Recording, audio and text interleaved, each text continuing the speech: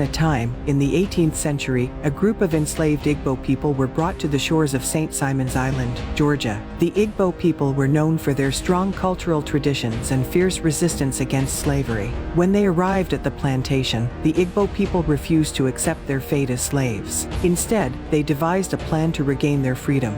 They decided to walk into the nearby river and drown themselves, believing that in death they would be able to return to their homeland. On the day of their plan, the Igbo people walked towards the river in unison. They sang songs of their homeland and carried with them the hope of freedom. As they reached the edge of the river, they held hands and walked into the water, one by one. As they walked, their voices grew louder and more powerful. They refused to accept the fate that had been forced upon them. They believed that in death, they would be able to return to their homeland and live free once again.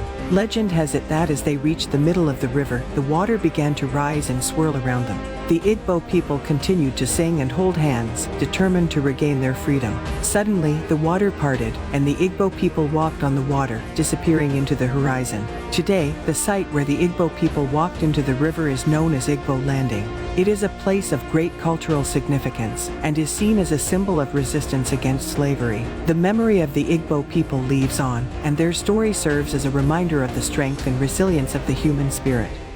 Once upon a time, in the 18th century, a group of 1803, 75 Igbos were drowned. Dunbar Creek in Georgia. What actually happened? They were decoyed into a slave ship. They were not bought. They were not paid for. A lot of them were shown incentives. If you join me back to my place, you come back with all these. They volunteered. They were mainly my own people. Yoma Bala, my people. So they were decoyed into the slave ship. Inside the slave ship, they now saw implements with which slaves are being pilloried,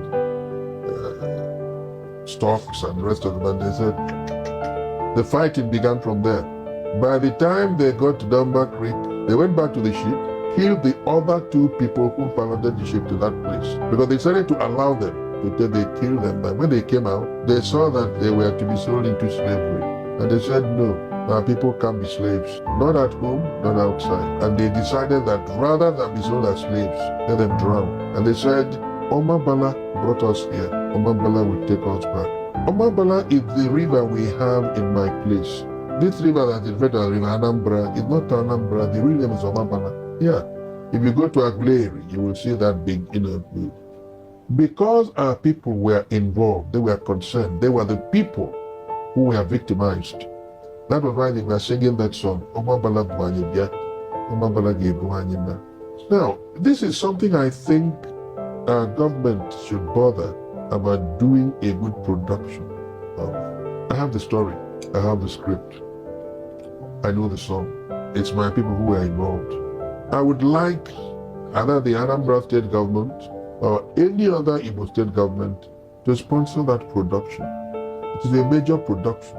Number two, there is something that happens there. If you go to that river where they drowned late in the night, you will still hear their voices up till today, wailing. We're required to pacify their spirits. We're required to perform rituals that should grant them their sepulchral entitlements.